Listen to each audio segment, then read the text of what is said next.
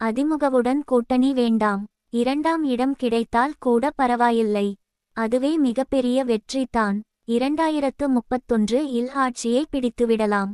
அதிமுகவுடன் கூட்டணி அமைத்து இபிஎஸ்-ஐ முதல்வராக்கினால் தவேகவுக்கு தான் பின்னடைவு. விஜய்க்கு கூறப்பட்ட ஆலோசனை இதுதானா?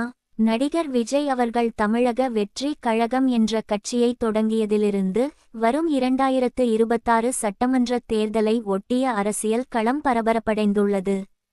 குறிப்பாக அதிமுகவுடன் கூட்டணி அமைப்பாரா என்ற கேள்விதான் மைய விவாதமாக உள்ளது. தவேக தரப்பில் இருந்து வரும் ஆரம்பகட்ட மறுப்புகள் மற்றும் அரசியல் ஆலோசகர்கள் விஜய்க்கு அளித்துள்ளதாக கருதப்படும் ஆலோசனைகளின் அடிப்படையை வைத்து பார்க்கும்போது அதிமுகவுடன் கூட்டணி வேண்டாம் என்பதே அந்த கட்சியின் வியூகமாக இருக்க அதிக வாய்ப்புள்ளது.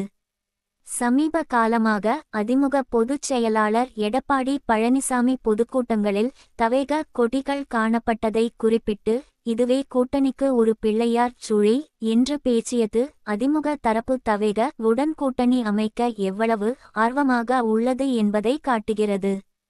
திமுக கூட்டணியை சமாளிக்க திமுக எதிர்ப்பு வாக்குகளை பிரிய விடாமல் இருக்க விஜயின் புதிய கட்சியின் செல்வாக்கு அதிமுகவுக்கு அத்தியாவசியமாகிறது. ஆனால் தவேக தரப்பு உடனடியாக இந்த கூட்டணி பேச்சுகளை மறுத்துள்ளனர். திமுக வை அரசியல் எதிரியாகவும் பாஜக வை கொள்கை எதிரியாகவும் அறிவித்துள்ள தவேக அதிமுக கூட்டணி பேச்சுக்களை நிராகரிப்பதன் பின்னணியில் நீண்ட கால அரசியல் வியூகம் இருப்பதாக அரசியல் நோக்கர்கள் கருதுகின்றனர். விஜய் மற்றும் அவரது கட்சி தலைமைக்கு அளிக்கப்பட்டுள்ளதாக கருதப்படும் பிரதான ஆலோசனை 2026 இல் தனிக்கட்சி என்ற அடையாளத்தை கெடுத்துக்கொள்ளக் கூடாது என்பதுதான். தவேக ஒரு புதிய அரசியல் மாற்றத்திற்கான சக்தி என்ற பிம்பத்தை உருவாக்க முயல்கிறது. இந்த நிலையில் ஏற்கனவே இருக்கும் ஒரு திராவிட கட்சியுடன் கூட்டணி அமைத்து இபிஎஸ்-ஐ மீண்டும் முதல்வராக்கினால் அது தவேக வின் தனித்தன்மையையும் மாற்று அரசியல் என்ற பிம்பத்தையும் உடைக்கும். மக்கள் மத்தியில் தவேக அதிமுகவின் அல்லது பாஜகவின் பி டீம் என்றே பார்க்கப்படும். இது அரசியல் மாற்றத்தை விரும்பும் இளைஞர்கள் மற்றும் நடுநிலை வாக்காளர்களை தவேக வை விட்டு விலக செய்யும். அதிமுகவுடன் கூட்டணி வைத்து வென்றாலும் அந்த வெற்றி கூட்டணி தலைமைக்கே சொந்தமாகும். விஜயால் தனிப்பட்ட முறையில் அரசியல் ஆதாயம் அடைய முடியாது. தவேக வின் நோக்கம் 2026 இல் ஆட்சியை பிடிப்பதை விட திமுக-வுக்கும் அதிமுக-வுக்கும் மாற்றாக மாநிலத்தில் 3ஆம் சக்தி என்ற நிலையை உறுதி செய்வதே முதல் இலக்காக இருக்க வேண்டும்.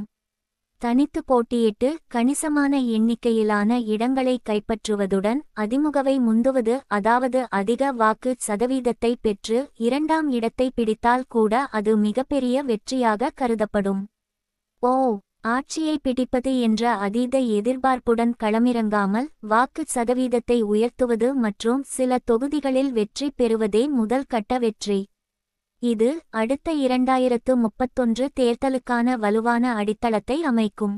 எம்ஜிஆர் மற்றும் ஜெயலலிதா போன்ற ஆளுமைகளின் மறைவுக்கு பிறகு தமிழகத்தில் ஒரு ஆளுமை வெற்றிடம் உருவாகியுள்ளது.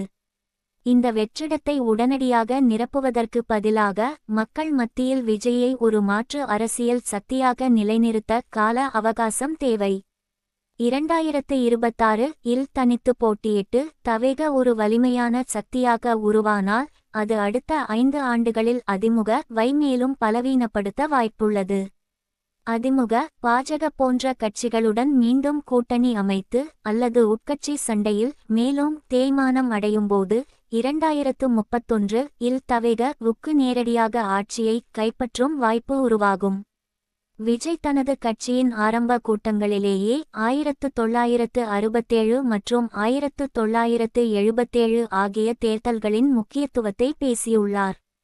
இது தமிழக அரசியலில் ஒரு புதிய கட்சி நீண்ட காலத்திற்கு பிறகு பெரிய கட்சிகளை வீழ்த்தி ஆட்சியை பிடிக்கும் வரலாற்று வாய்ப்பை அவர் 2031 நோக்கியே இலக்கு வைத்திருப்பதை உணர்த்துகிறது. தவேக தரப்பு வெளிப்படையாக பேசியுள்ள விஷயங்களை கூர்ந்து கவனித்தால் அவர்கள் இந்த நீண்ட கால வியூகத்திலேயே உறுதியாக இருப்பது தெரிகிறது. தவேக ரகசிய உடன்பாடுகள் செய்யும் அல்லது கூட்டணியால் மக்களை ஏமாற்றும் கட்சி அல்ல என்று மக்களை நம்ப வைக்க வேண்டும் என்று விஜய் திட்டமிடுகிறார். அதனால் தான் அவர் 2026 தேர்தல் தவிக வுக்கும் திமுக வுக்கும் இடையிலான நேரடி போட்டி என்று அறிவித்துள்ளார். இது அதிமுக வை முக்கிய எதிர்க்கட்சியாகவே அவர் கருதவில்லை என்பதை காட்டுகிறது. தனது தேர்தல் சின்னத்தின் மூலம் மக்கள் தன்னை அனைத்து தொகுதிகளிலும் வேட்பாளராக கருத வேண்டும் என்று கூறியது அவர் தனது ஆளுமை செல்வாக்கை மட்டுமே நம்பி அரசியலில் இறங்கியுள்ளார் என்பதையே வெளிப்படுத்துகிறது.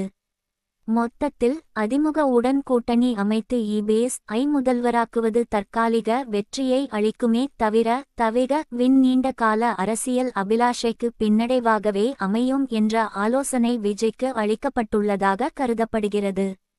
2026 இல் தனித்து போட்டியிட்டு வாக்கு சதவீதத்தை உயர்த்தி 2ஆம் இடத்தையோ அல்லது கணிசமான இடங்களையோ கைப்பற்றுவதே 2031 இல் ஆட்சியை பிடிக்கும் இலக்குக்கான வலுவான அஸ்திவாரமாக இருக்கும் என தவேக தலைமை நம்புகிறது.